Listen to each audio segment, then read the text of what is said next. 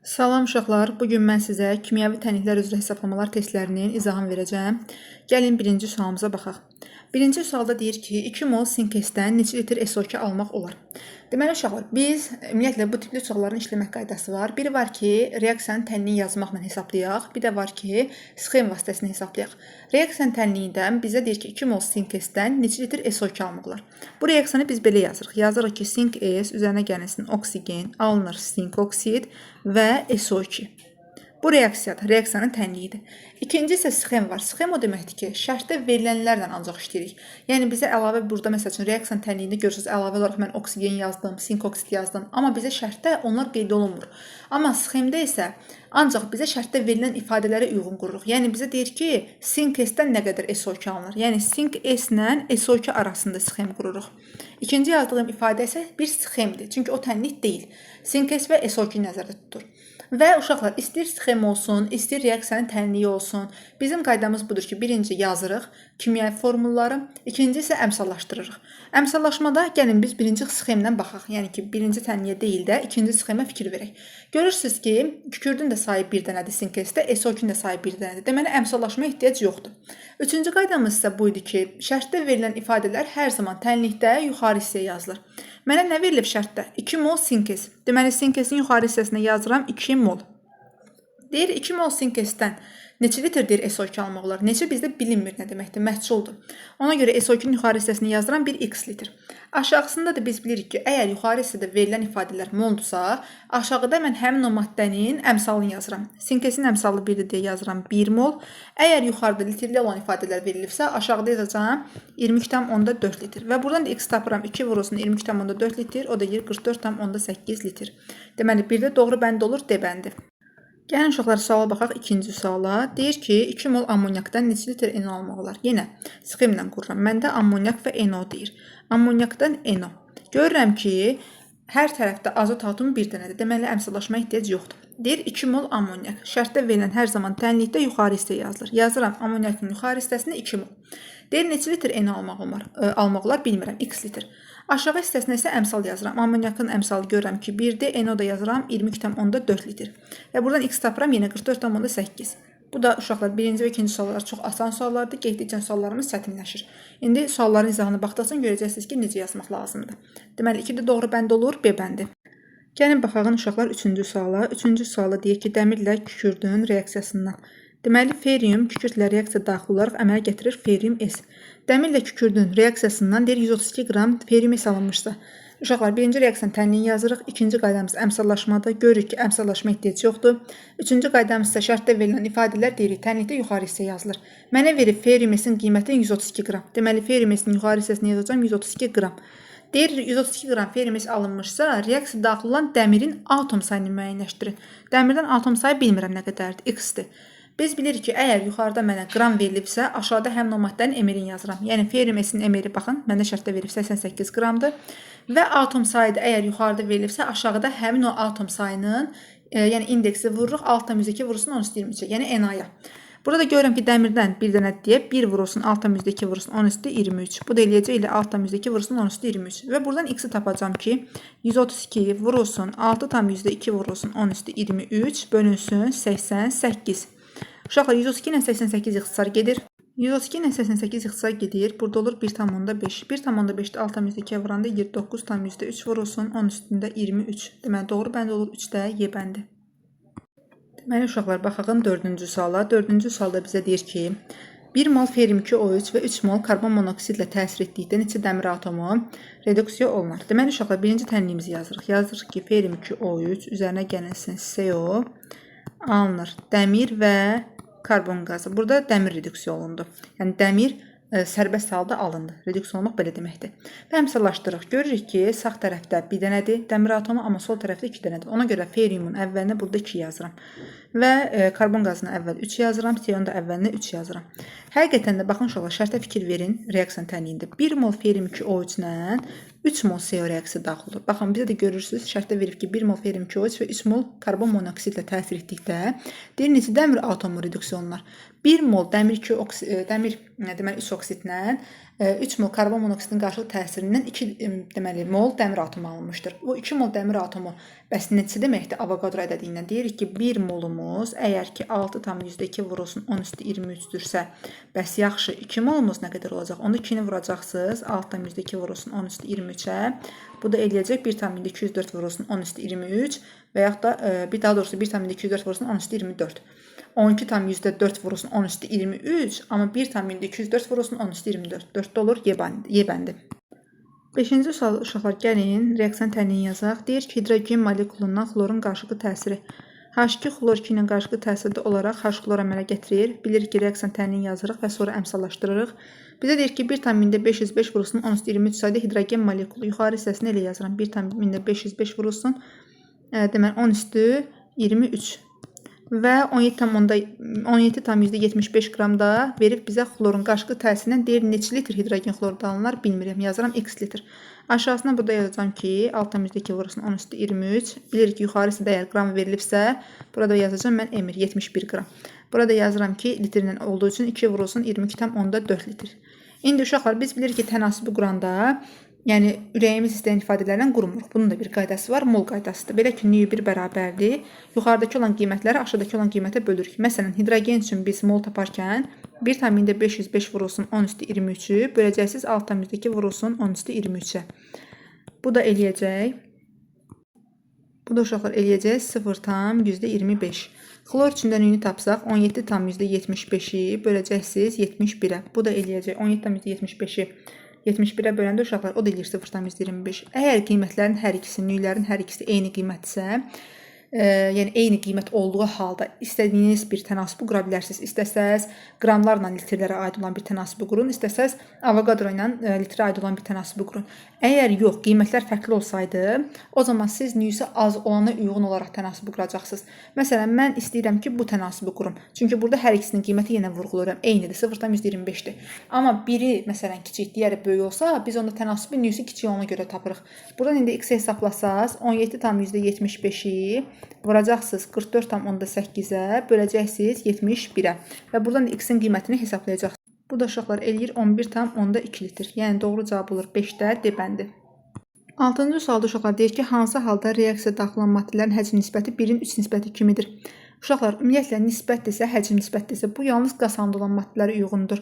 Və azot da, hidrogen də qazdır. Azot həqiqətən də 1 mol, hidrogen də 3 moldur. Deməli, 1-in 3 nisbətində olan hansı bənddirsə, 6-da olur Y bəndi. İndi uşaqlar, 7-ci suala baxın. 7-ci sualda bizə deyir ki, 0,5 mol karbondan maksimum neçə litr CO2 alınır? Karbondan deyir maksimum neçə litr CO2 alınır? 0,5 moldan biz bilmirik nə qədər CO2 alınır litr olaraq. Ona görə yazıram x litr. Molun altına əmsal yazıram. Bura 1 mol yazıram. Burada yazıram 22,4 litr. Və buradan x hesablayırsınız 0,5 vurulsun 22,4 litr. Oradan da x olacaq 11,2 litr. Yəni doğru cavab olacaq 7-də B bəndi.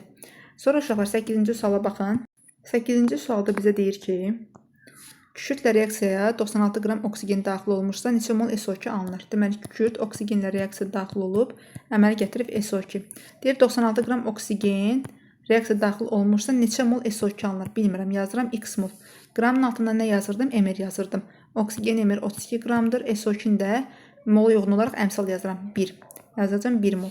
Və buradan x tapıram ki 96 bölünsün 32, o da eləyəcək 3 mol. Yəni doğru cavab olur 8-də D bəndi. Deməli uşaqlar 9-cu suala fikir verin. 9-cu sualda deyir ki 16 qram hidrogen yandıqda neçə mol su əmələ gətirir? Hidrogen oksigenlə qarşılıqlı təsirdə olduqda əmələ gətirir su. İkinci qaydamız əmsallaşdırma idi. Əmsallaşmanı qeyd elədik. Və üçüncü qaydamızda şərtdə verilənlər yuxarıda yazılırdı. 16 qram hidrogen, deməli hidrogenin yuxarı hissəsinə 16 qram yazıram. Deyir 16 qram hidrogen yandıqda neçə mol su əmələ gətirir? Bilmirəm, x mol. Qramın altından emir yazıram. 2 mol hidrogenin emiri 4 qramdır. 2 mol suyundakı, indi bizə mol verirsə, aşağısına əmsal yazıram. Yazacağım 2. Buradan x bərabərdir 16 vurulsun 2 bölünsün 4. O da eləyir 8. 9-da olur D bəndi uşaqlar. 10-cu sualda isə uşaqlar birinci reaksiyon tənliyini yazaq. N2 üzərinə gələnsin 3 mol hidrogen alınır 2 mol amonyak. Deyir, reaksiya məhsulunun çıxımı 50% olarsa, uşaqlar bu çıxım məsələsidir. 4 mol azotdan neçə mol amonyak alır? Deməli, 4 mol azotdan neçə mol amonyak alınır bilmirəm. Yazıram x mol. Amma görürəm ki, 1 mol azotdan 2 mol amonyak alınır. Deməli, buradan x-i tapdım 8. Mənə neçə faizlə verib? 50%-lə. Aldığım qiyməti 50-yə vurub bölürəm 100-ə. O da eləyir 4. Deməli, doğru cavab olur. Onda B bəndi. İndi uşaqlar 11-ci sual. 11-ci sualda yenə reaksiya tənliyi yazırsınız. N2 üzərinə gəlməsin 3 mol hidrogen alınır 2 mol amonyak. Deyir reaksiya məhsulunun çıxımı 50% olarsa 9 mol hidrogendən neçə mol amonyak alır? 9 mol hidrogendən neçə mol amonyak alıram bilmirəm. Amma 3 mol hidrogendən görürəm ki 2 mol amonyak alınır. Buradan x tapıram ki 9 vurulsun 2 bölünsün 3. O da eləyir 6 mol amonyak. Və mənə verir çıxımı 50%. Deməli 6-nı vurdum 50-yə böldüm 100-ə. O da elədi 3. Deməli 11-də doğru cavab olur A bəndi. 12-ci sualda isə uşaqlar bizə deyir ki, normal şəraitdə 44,8 litr CO. Uşaqlar mən sizə demişəm ki, əgər litrli və qramlı olan ifadələr varsa, daha rahat hesablamaq məqsədi ilə biz onu mola çevirə bilərik. Biz bilirik ki, 1 molumuz 22,4 litrdirsə, onda 44,8 litrimiz 2 mol olacaq. Deməli 2 mol CO və 2 mol oksigendən ibarət olan qapalı qabda bu qarşılıqlı təsir nəticəsindən sonra qabda olan ümumi molekulların sayını hesablayın. Biz bilirik ki, uşaqlar CO və oksigen qarşılıqlı təsirdə olduqda əmələ gətirir karbon qazı və əmsallaşdırırıq. Bura 2 yazırıq, bir də bura 2 yazırıq. 2 mol CO deyir, yazıram CO-nun yuxarı hissəsinə 2 mol və 2 mol da oksigen deyir, oksigenin yuxarı hissəsinə 2 mol yazıram. Və uşaqlar aşağısına isə biz bilirik ki, əmsalları yazırıq. CO-nun əmsalı 2-dir, oksigenin əmsalı 1-dir, karbon qazının əmsalı 2-dir. Amma karbon qazının nə qədər alındığını bilmirəm deyə yazıram x mol. İndi tənasübünü həll etməyə çalışacağıq. Biz də bilirik ki, Newton düsturunu hesablayırıq. N1 bərabərdir, yuxarıdakını aşağıdakına bölürsünüz. 2-ni 2-yə böldünüz, eləyir 1. N2 də bərabərdir, 2-ni 1-ə böldünüz, elədi 2. Və nüsi azona görə tənasüb qurulur. Yəni CO-ya görə tənasüb qurulacaq. Və biz bilirik ki, nüsi azona görə həm tənasüb qurulur, həm də nüsi az olan tam reaksiya daxil olur. Yəni ondan heç bir şey artıq qalmır. İndi biz buradan x tapırıq. 2 vurulsun 2 bölünsün 2. O da edir 2 mol. Deməli CO2 alınır. İndi uşaqlar, deməli oksigenin 2 molundan müəyyən hissəsi qədər reaksiya daxil olub, müəyyən qədər isə artıq qalıb. İndi biz onu baxacağıq ki, görə nə qədərdir. İndi oksigenin dediyi artıq qalır. Bəs nə qədər oksigendən artıq qalır? Uşaqlar, reaksiyanın getməsi üçün 2 mol CO və 1 mol oksigen lazımdır. Sizdə 2 mol CO var. 2 mol CO tam reaksiya daxil olur. Amma oksigen sizdə 2 moldur. Amma siz onun oksigenin 1 molu reaksiya daxil olur. Deməli 1 mol oksigen artıq qalır. Deməli mənim qabımda 2 mol CO2 alınır və 1 mol oksigen artıq qalır. Və mənə deyir ki, bu qapalı qabda olan ümumi molekulların sayı 2 mol və 1 mol. Ümumi molekulum 3 moldur. Biz bilirik ki, 1 molumuz 6,2 vurulsun 10 üstü 23 isə, 3 molumuz da 3 vurulsun 6,2 vurulsun 10 üstü 23. O deyəcək 1,86 vurulsun 10 üstündə 24. Yəni 12 də olur A bəndi. İndi uşaqlar gəlin 13-cü suala baxalım. 13-cü sualda deyir ki, 126 qram maqnezium karbonat parçalandıqda neçə mol maqnezium oksid alınır? Maqnezium karbonat deməli parçalandıqda əmələ gətirir deməli maqnezium oksid. Və görürsünüz ki, uşaqlar bunu belə də yaza bilərsiniz. Parçalanmanı indi mən sxemlə də qura bilərəm, tənliklə də qura bilərəm. Tənliklə belə olacaq. Maqnezium karbonat parçalandıqda əmələ gətirəcək maqnezium oksid və CO2. Bunu belə də yaza bilərsiniz. Və yaxud da tənliklə yaza bilərsiniz və yaxud da sxemlə yaza bilərsiniz. İndi uşaqlar görürük ki, biz nə deyir bizə? Deyir 126 qram maqnezium karbonat. 126 qramı yazdım. Deyir neçə mol maqnezium oksid alınır bilmirəm. Yazıram x. Və görürəm ki, maqnezium karbonatın emiri 84 qramdır. Aşağısına 84 qram yazdım. Burada yazıram 1 mol. Və buradan x tapıram ki, 126 bölünsün 84. Bu da neçə eləyir? Bu da eləyir uşaqlar 1,5. Deməli, doğru cavab olur 13-də C bəndi. İndi uşaqlar, baxın 14-cü suala. 14-cü sualda bizə verib ki, 200 qram kalsium karbonat parçalandıqda neçə mol kalsium oksid alınır? Kalsium karbonat parçalandıqda kalsium oksid və CO2 əmələ gətirir. 200 qram dediyinə görə yuxarısına 200 qram yazıram. Neçə mol bilmirəm. X mol. Bura yazıram 100 qram. Burada yazıram ki 1 mol. Və buradan da x hesablayırsınız. Olur 2. 14'də olur A bəndi.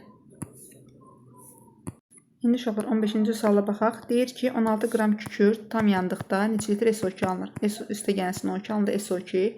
16 qram kükürt tam yandıqda neçə litr SO2 alınır bilmirəm. X litr. Amma 32 qram yandıqda 22,4 litr alınır. Buradan da x tapıram ki 11,2 edir. Doğru cavab olur 15'də D bəndi. Deməli uşaqlar, gəlin baxaq 16-cı suala. 16-cı sualda bizə deyir ki, 6 litr CO və 3 litr oksigen qazlarının qarşılıqlı təsirindən 4 litr CO2 alınmışsa, neçə litr CO və oksigen reaksiya daxil olmamışdır? Deməli, CO və oksigen reaksiya daxil olub əmələ gətirib CO2-yi biz bildik ki, əmsallaşdırmanı da yerinə yetirdik. İndi bu 6 litrlə 3 litr, mən sizə demişəm həmişə, şərtdə verilənlər bu başlanğıcdır. Nə qədər reaksiya daxil olduğunu bilmirik, nə qədər reaksiya daxil olduğunu bilmədiyimiz üçün də nə qədər artıq qaldığını bilmirik. Onda uşaqlar gəlin belə yazağında CO-nun nə qədər reaksiya daxil olduğunu bilmirəm 1x deyək. Oksigenlə nə qədər reaksiya daxil olduğunu bilmirəm 1y deyək. Nə qədər mənə şərtdə deyir ki, CO2 alınır? 4 litr. Yazıram yuxarısına 4 litr. Aşağısına da ki, uşaqlar yazırsınız 2, 1 və 2 şəklində. Və x-in və y-in qiymətlərini müvafiq olaraq tənasib yolla həll edirsiniz. x2 altına yazırsınız 4, 2. Buradan x hesablayırsınız. Neçə eləyir uşaqlar? X eləyəcək tənasib yolunu tapın. 2 vurulsun 4, bölünsün 2 eləyir 4. Deməli 4 litr CO reaksiya daxil olub. İndi y hesablayırsınız. Y də bərabərdir 2 deməli litr oksigen reaksiya daxil olub. İndi uşaqlar sizdə başlanğıcda verilmişdi 6 litr CO. Onun 4 litr reaksiya daxil olubsa nə qədər artıq qalıb? Bəli, 6-dan çıxırsınız 4 eləyir 2. Deməli 2 litr CO artıq qalıb. Bəs yaxşı 3 litr oksigen başlanğıcda var idi. Onun 2 litr oksigen reaksiya daxil olubsa nə qədər oksigen artıq qalıb? Bəli, 1 litr oksigen artıq qalıb. Deməli 2 litr CO-dan və 1 litr də oksigendən artıq qalan doğru variant A variantıdır. Gəlin uşaqlar baxağın 17-ci suala. 17-ci sualda bizə deyir ki, metal karbonat duzunun 10 qramının parçalanmasından. Bu parçalanda uşaqlar metal oksid və CO2 əmələ gətirir. Deyir 10 qramı parçalanda 2,24 litr karbon qazı alınıb. Aha, bəs yaxşı. Mən bilirəm ki, yuxarıda əgər qram verilibsə, aşağıda nə yazırdım? Həmin o maddənin emiri. X üzərinə gəlirsə, metal bilmirəm hansı metaldır. Yəni onun nisbat atom kütləsini də bilmədiyim üçün bir X kimi qeyd edirəm. Üzərinə gəlsin karbonun kütləsi 12, oksigen də 3 vurulsun 16, 48. Yəni 48 ilə 12-nin cəmi eləyir 60. X üzərinə gəlsin 60 qram. Bilirik ki, yuxarıda da əgər litrli olan ifadə verilibsə, aşağı hissəsinə yazıram litrli olan ifadə. Yəni burada yazacağım 22,4 litr. Və burada ixtisar gedir. Bu olur 10. Deməli, x üzərinə gəlsin 60 bərabərdir. Tənasübünü həll edirsiniz. Onu vurursunuz, ona eləyir 100. Buranın x-in qiymətini tapırsınız 40. Və bizdən də deyirdi ki, metalın nisbi atom kütləsini tapın. Deməli, doğru cavab olur 17-də B bəndi. Gəlin uşaqlar baxağın 18-ci sualı. 18-ci sualı deyir ki, ekvivalentli metalın karbonat duzunun termiki parçalanmasından. Parçalananda alınır metal oksid və CO2. Deyir 9,85 qramın termiki parçalanmasından 1,12 litr karbon dioksid alınır. 1,12 litr. Qramın altından yazıram emir. X üzərinə gəlsin 60 qram. Burada yazıram 22,4 litr. Və burada ixtisar gedir. Burada 1, burada 20 qalır. X üzərinə gəlsin 60 bərabərdir. 9,85 uşaqlar vurursunuz 20-yə. Və buradan x üzərinə gəlsin 60 bərabərdir 197. Buradan da x bərabər olacaq 137. Uşaqlar 19-cu sualda eyni məntiqdədir. Metal karbonatın parçalanmasından biz bilirik ki, metal oksidi alınır və karbon qazı alınır. Deməli, bizə deyir ki, 78,8 qram metal karbonat tam parçalandıqda 61,2 qram metal oksidi alınır. Bizə deyir ki, ayrılan qazın həcmini müəyyən edin. Uşaqlar, biz bilirik ki, kütlələrin saxlaması qanununa əsasən reaksiya daxil olan maddələrin kütlələri cəmi ilə reaksiyadan alınan maddələrin kütlələri cəmi bir-birinə bərabər olur. Bizə reaksiya daxil olan kütlələr hansılardır? Metal oksidin kütləsi 61,2 qram və karbon qazının kütləsidir. Karbon qazının kütləsini bilmirəm. Bir deyək A qram. A bərabər olacaq metal karbonatın kütləsinə, yəni 78,8-ə. Və buradan mən A-nı tapıram ki, 78,8 çıxılsın, 61,2 eləyəcək 17,6 qram. Deməli, karbon qazının kütləsi 17,6 qram imiş. Və bizdən elə bu karbon qazının nəyini soruşur bizdən? Karbon qazının həcmini soruşur. Ayrılan karbon qazının həcmini soruşur. İndi uşaqlar, fikir verin. Tapılaq ki, 17,6 qram. Bəs bu 17,6 qram nə qədər litrdir həcmdən? 17,6 qram gəlin ilk öncə molunu hesablayaq. Biz bilirik ki, 1 mol karbon qazının kütləsi, bu daha rahat, yəni asan yolla izah elədim ki, bunu daha rahat başlayacaqsınız. 1 mol karbon qazının kütləsi 44 qramdırsa, 17,6 qram, bəli, 0,4 moldur. 0,4 mol karbon qazda, bəli, 8,96-dır. Çünki biz bilirik ki, 1 molumuz 22,4 litrdirsə, 0,4 molumuz 8,96 litrdir. Bunu belə variantlarını tapa bilərsiniz. Yəni olacaq C variantı. Məncə ən rahat variant elə bu variantdır. Kütlələrin saxlanması qanununa əsasən. Baxın, kütlələrin saxlanması qanunu uşaqlar bəzən bunu tam rahat başa düşmür. Yəni bu qanun necədir uşaqlar? Reaksiya daxil olan bu metal oksidlə karbon qazının kütlələri cəmi, yəni 61,2-nin üzərinə gəlmişsiniz. Karbon qazının əvvəldə kütləsini bilmirdik. Dedik bir A hərfi. Bərabər yeyirsiniz aldığınız qiymət metal karbonatın kütləsini, yəni 78,8.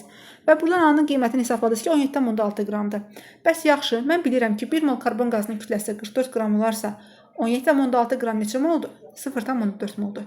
Bəs neçə litrdir? Mənə litrini soruşur. Mol olaraq soruşsaydı 0,4 götürərdiniz. Amma litrli bir ifadə soruşduğuna görə biz bilirik ki, 1 molumuz 22,4 litrdirsə, 0,4 molumuz da 8,96 olacaq. İndi uşaqlar gəlin fikir verək 20-ci suala. 20-ci sualda uşaqlar bizə nə deyir? 20-ci sualda deyir ki, 10 qram üzü maddə yandırıldıqda 11,2 litr karbon qazanılır. Gəlin tənasüb kimi qıraq. 10 qram üzü maddə deyir. Yandırıldıqda 11,2 litr karbon qazanılır. Bəs yaxşı, sual verirəm özümdə.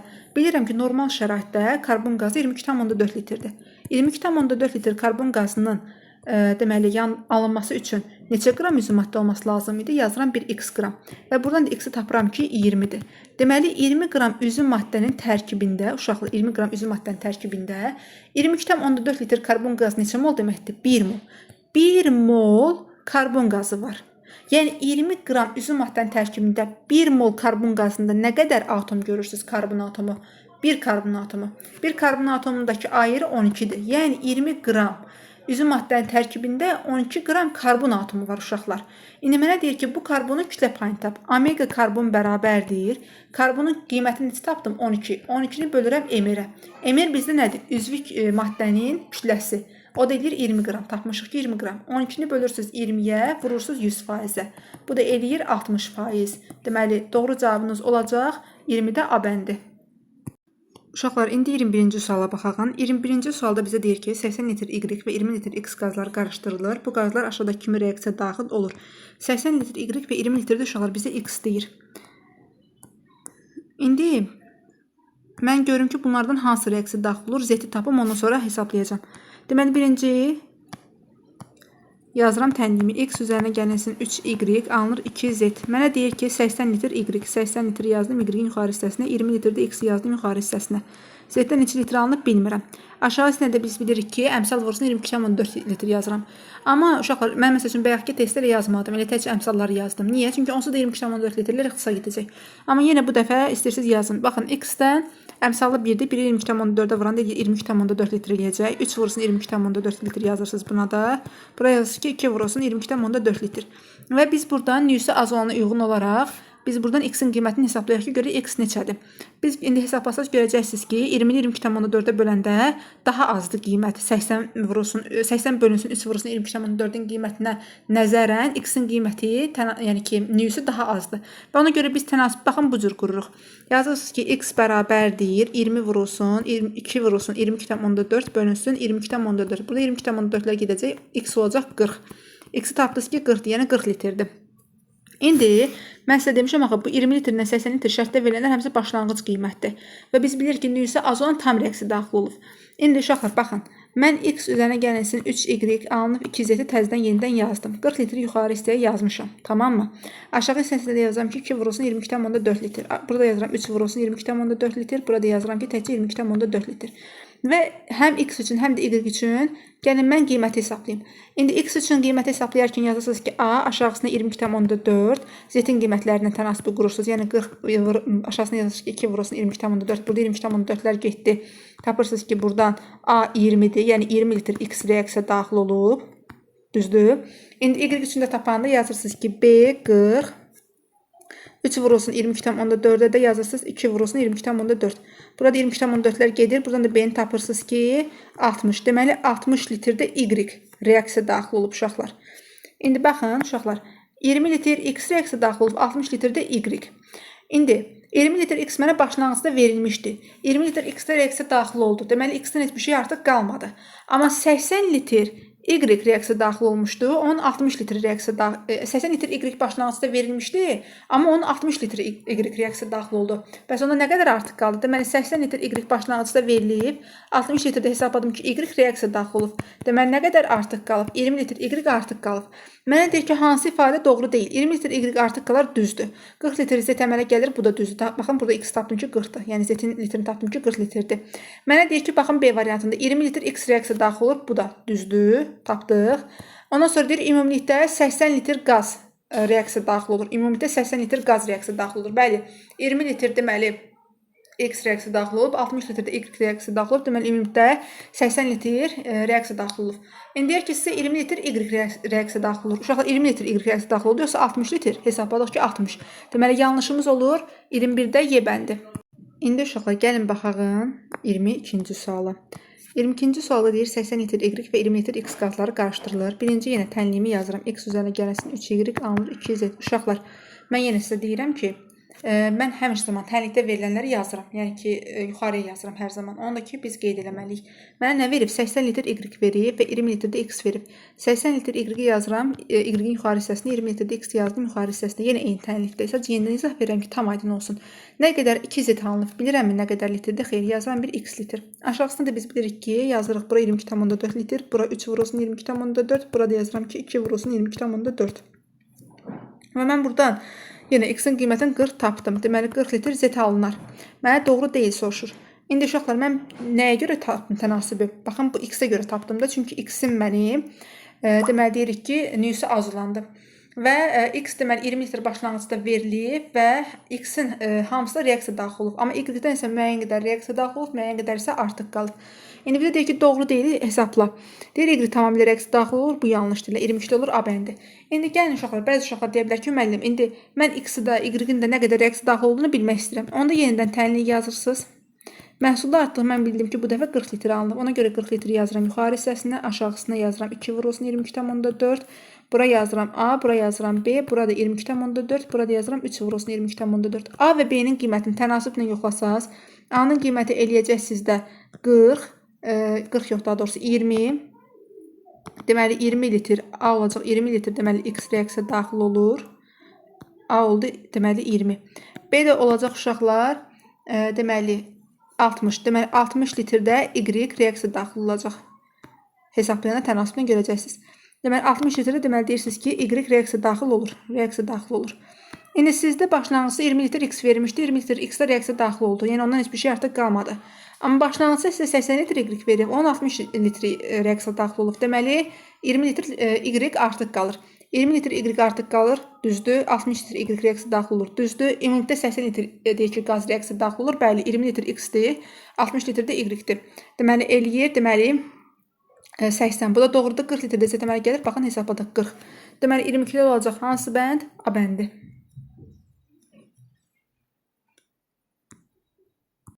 İndi uşaqlar gəlin baxağın 23-cü suala. 23-cü sualda deyir ki, bir həcim XM ilə 3 həcim YN qazları tamamilə reaksiya daxil olaraq 2 həcim X, Y3 qazı əmələ gətirirsə, M və N deyir ki, hesablayın. Uşaqlar, bu əmsallaşmadır. Sağ tərəfdə görürəm ki, 2 dənə X atomu varsa, sol tərəfdə də 2 X atomu olması lazımdır. Onda M sizdə neçə olacaq? Neçə olacaq? 1-i neçəyə vursam 2 eləyəcək 2. Deməli, M oldu 2. Sağ tərəfdə görürəm ki, Y atomu 2 vurulsun 3, 6 Y atomu varsa, deməli, sol tərəfdə də 6 Y atomu olması lazımdır. Onda N'imiz olacaq 2. M də 2, N də 2 olan variant 23-də D bəndidir. Uşaqlar, 24-cü sualda bənzər sualda 23-cü sualla deyir 2 həcim XM və 6 həcim YN tamamilə reaksiya daxil olaraq 4 həcim X, Y3 qaz əmələ gətirərsə, M və N-i müəyyən edin. Görürsünüz ki, sağ tərəfdə 4X atomu varsa, sol tərəfdə 4X atomu olması lazımdır. Onda M oldu 2. Sağ tərəfdə 12 Y atomu varsa, sol tərəfdə də 12 Y atomu olması üçün N-in də qiyməti 2 olması lazımdır. Deməli, 24-də olacaq B bəndi. İndi uşaqlar, gəlin baxağın 25-ci suala. 25-ci sualda bizə deyir ki, X, Y3 verib qazdır. Bu deyir ki, parçalandıqda 0,5 mol X2 alınıb və 1,5 mol da Y2 alınıb. Bu bizim reaksiya tənliyimizdə verilib. Deyir, qapalı qabda 1 mol XY3 qazı yuxarıdakı tənlik üzrə parçalanır. Deyir, XY3-ün 10% parçalandığı an üçün hansı ifadə doğrudur? Deməli, uşaqlar, 1 mol XY3-ün 10% parçalanır. Deməli, 0,1 mol XY3 parçalanır. Düzdür? İndi baxın, 1 mol var idi. Bunu 0,1 parçalanırsa, yerdə qalanı, yəni 1-dən çıxırsa 0,1 edir 0,9. Deməli, 0,9 mol XY3 parçalanmayıb. Və bizə də deyir ki, neçə faizi parçalanmamışdır? Doğruları soruşur, o da olur 25-də A bəndi. 26-cı sualda bənzər sualda 1 molun əgər ki 20% parçalanıb, yəni 0,2 mol XY3 parçalanıbsa, birdən deməli 0,2 çıxırsa, 0,8-də deməli XY3 parçalanmamışdır. 26-da olur Y bəndi. İndi uşaqlar 27-ci suala baxaq. 27-ci sualda bizə verib, birinci tənliyi yazıram. 2x, y2, üzərinə gələnsin y2, alınır 2x, y3. Deyir, eyni həcmdə götürülmüş x, y2 və y2 qazları. Uşaqlar, x, y2 2 moldur, y2 də 1 moldur. Eyni həcmə gətirmək üçün sizcə hər ikisini 2-yə gətirməliyim, yoxsa 1-ə gətirməliyim? Bəzi uşaqlar deyir ki, hər ikisini gətirərəm 1-ə, amma yanlış deyirlər. Niyə? Mənim bu reaksiyanın getməsi üçün x, y2-nin molu 2 olması lazımdır, minimal olaraq. Y2-nin molu 1 olması lazımdır. Deyirəm ki, yaxşı 1 mol Y2 götürdün. 1 mol Y2 reaksiya daxil olur. Amma sən XY2-nin reaksiya girməsi üçün səndə 2 mol götürmək lazımdır. Sən amma götürürsən 1 mol. Axı bəs mənim bu reaksiyam getmir. Məndə reaksiya getməsi üçün minimal olaraq 2 mol XY2 lazımdır. Sən əgər yəni ki, eyni həcmi gətirmək üçün 1 gətirmisənsə, o reaksiya getməyəcək. Amma hər ikisini 2 mola gətirsəm, həcm olaraq həm Y2-ni, həm də XY2-ni 2-yə gətirsəm, bu zaman XY2 mənə deyir ki, 2Y2 lazımdır ki, o reaksiya daxil olsun. Məndə də 2 var. Yəni XY2 tam reaksiya daxil olur. Bəs desəz ki, Y2 ay müəllim, bəs məndə bir dənə Y2 olması lazım ki, bu reaksiyaya girsiniz, amma siz deyirsiniz ki, 2 dənə Y2 mən götürürəm. Uşaqlar, məndə tək reaksiya getsin və yaxud da həmin o qabda artıq qalan bir maddə olsun. Reaksiya getməməyi mənim üçün pisdir. Reaksiyanın getməməyi mənim üçün pisdir. Yəni reaksiya getmir bu zaman. Amma reaksiya gedərkən məndə elə ola bilər ki, biri tam reaksiya girsin maddələrdən biri, digəri isə artıq qala bilər. Məsələn, baxın, burada XY2 2 mol başlanğıcı götürmüşəm və 2 mol hamısı da tam reaksiya daxil olubdur. Yəni ondan heç bir şey artıq qalmır XY2-dən. Amma Y2-dən isə 2 mol başlanğıcda götürmüşəm. Onun 1 mol reaksiya daxil olursa, deməli 1 mol Y2 uşaqlar artıq qalıb. Və 2 mol XY3 alındı. 2 mol XY3 alındı. İndi mənə deyir, reaksiyadan sonra qabda olan, reaksiyadan sonra məndə 1 mol Y2 artıq qalandı. Bir də 2 mol XY3 də alınandı. Deyir, bu zaman molları müəyyənləşdirin. Baxın, sizə də molların müqayisəsini sizə verir XY3-ün Y2. Deməli, uşaqlar, fikir verin. XY3-ün molu deyirik ki, 2 moldur, Y2-nin molu 1 moldur. Deməli, XY3-ün molu Y2-nin molundan böyükdür. 27-də olur B variantı. İndi uşaqlar 28-ci suala baxaq. 28-ci sualda yenidən reaksiyan təhlilini yazıram. X2 üzərinə gələnsin 3Y2 alınır 2X, Y3. Deyir, eyni həcmdə götürülmüş. X2 görürəm ki 1-dir, Y2 də 3-dür. Eyni həcmi gətirməkdən ötürü indi sizə sual verirəm. Hər ikisini 1-ə gətirim, yoxsa 3-ə gətirim? 1 desəz yanlış olmuş olur. Elə bir ki, başlanğıcda sizdə 1x2 var, 1x2-də reaksiya daxil olur, bəli. Amma başlanğıcda 1y2 var. Sizdə amma reaksiyanın getməsi üçün 3 dənə y2 olması lazımdır. Sizə bu reaksiya girə bilər? Xeyr. Yəni bizdə, deməli, mən hər ikisini həcm olaraq 1 deyil də, hər ikisini həcm olaraq 3 götürməyəm lazımdır. Onda belə olan halda başlanğıcda 3y2 var. 3y2-də tam reaksiya girir. Başlanğıcda 3x2 var. Onun 1x2 reaksiya daxil olursa, deməli, yerdə qalan 2 dənə x2 artıq qalır. Düzdür? Yəni, yenə deyirəm, reaksiyanın getməməsi bizim üçün problemdir. Amma reaksiyadan artıq qalan maddə heç bir problem yoxdur. Yəni, müəyyən hissəsi reaksiya girib, müəyyən hissəsi də artıq qaldı. Ola bilər, qabda artıq qala bilər. Deməli, 2x2-dən artıq qalıb və nə qədərdir xy3 alınıb? 2xy3.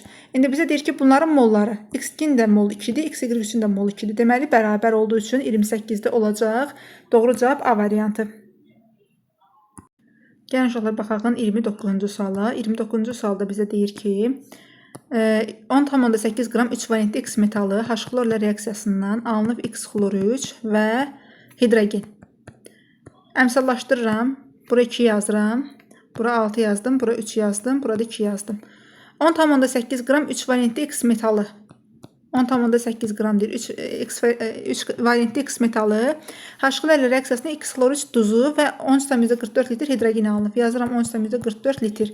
Aşağısına yazıram ki 3 vurulsun 22,4 litr. Burada yazıram ki 2x və tənasübümü həll edirəm. Yazıram ki 2x vurulsun 13,44 bərabərdir 10,8 vurulsun 3 vurulsun 22,4 və buradan x-in qiymətini hesablayırıq. Uşaqlar, buradan x-in qiymətini hesablasaq görəcəksiniz ki 27-dir. Yəni olur C-bəndi. Uşaqlar, 30-cu sualda bizə deyir ki, eyni kütlədə götürülmüş CO və oksigen qazları reaksiyaya girdikdə qazlardan biri 12 qram artıq qalarsa hansı ifadələr doğrudur? CO ilə oksigen reaksiya daxil olub CO kömələ gətirir. Bura 2 yazırıq, bir də bura 2 yazırıq. Eyni kütlədə 2 mol CO-nun kütləsi uşaqlar nə qədərdir? 2 vurulsun 28, 56 qramdır. Oksigendəki 32 qramdır. Eyni kütlədə deyir. Deyir, eyni kütlədə götürülmüş CO və oksigen qazları reaksiyaya girdikdən sonra qazlardan birindən 12 qram artıq qalarsa hansı ifadələr doğrudur? Uşaqlar, indi biz dedik ki, bayaqlarda mən dedim sizə, mən əgər hər ikisini eyni kütləyə gətirməyimdən ötürü 56 qram gətirməliyim, yoxsa 32 qramı? Bəli, yuxarı olan kütləyə gətirməliyim. Artıq biz bunu öyrəndik. Yəni, hər ikisini 56 qramı gətirirəm. Əgər ki, bunu başa düşməyənlər varsa, artıq hər dəfə videoda təkrar demək istəmirəm. Çünki bəzi uşaqlar var ki, artıq onu öyrəndi. Yenidən o birisi əvvəlki videolarda baxa bilərsiniz və ya da bundan əvvəlki misalda da izah elədim. Orada baxa bilərsiniz ki, nəyə görə kütləni biz daha yüksək olan qiymətə görə götürürük. 56 qram hər ikisindən götürəndə görürük ki, 56 qram CO başlanğıcda verilib və 56 qram da reaksiya daxil olub. Deməli, CO-dan heç bir şey artıq qalmayıb. Amma 56 qram oksigen başlanğıcda verilib, onun 32 qram reaksiya daxil olub. Deməli, nə qədər oksigen artıq qalıb? Bəli, 24 qram oksigen artıq qalar. 24 qram oksigen artıq qalar. Artıq qalar. İndi uşaqlar, bir də deyir ki, artıq qalan dəm qazıdır. Bu yanlışdır. Mənə deyir ki, 1 mol CO2 alınır. Uşaqlar, 24 qram oksigen artıq qalanda nə qədər karbon qazı alınırdı? 2 mol karbon qazı alınırdı. Ay sağ. İndi bax, mənə nə deyir? Deyir 12 qram artıq qalarsa. 12 qram bəs oksigendən artıq qalsaydı, onda neçə mol CO2 alardım? Yazıram X. Və buradan da X hesablayırsınız ki, 1. Deməli, 1 mol CO2 əmələ gəlir. 2 düz. Deyir, oksigenin də başlanğıc kütləsi 28 qramdır. İndi uşaqlar, biz deyir ki, oksigenin başlanğıc kütləsi 28 qramdır. Uşaqlar, dedik ki, 24 qram artıq qalanda oksigendən. Mən hər ikisinin kütləsini, həm CO-nun kütləsini, həm də oksigen kütləsini neçə götürdüm? 56 qram götürdüm, düzdür? İndi mənə axı şərtdə 24 qram oksigen artıq qalmasını demir. Mənə qiymət deyir 12 qramdır. Artıq qalan 12 qramdır. Əgər ki, 24 qramı 56 qram götürmüşəmsə başlanğıcda oksigenin kütləsi, onda 12 qram da başlanğıcda kütlə oksigen üçün 28 qram götürəcəm. Yəni hesablayanda tapacaqsınız ki, 28-dir. Deməli, doğru variant olacaq 2 ilə 3 olan C bəndi. Uşaqlar, 31-ci sualda 30-cu sualı sildim, amma 31-ci sualına eyni bənzər sualdır. Yəni tapdığımız eynidir. Çünki burada 12 qram artıq deyir. Artıq qalan maddə deyir ki, oksigen də düzdür. 0,5 mol CO2 əmələ gəlir. Yəni 2-3 saniyə əvvələ irəli sürsək, görəcəksiniz ki, orada bir 0,5 yox, 1 mol tapdıq. Ona görə 2 yanlışdır. Oksigen başlanğıc kütləsi də bəli 28 qramdır. Deməli, yanlış olan sizdir. Yalnız 2 olan hansı variantda? 31-də C bəndi.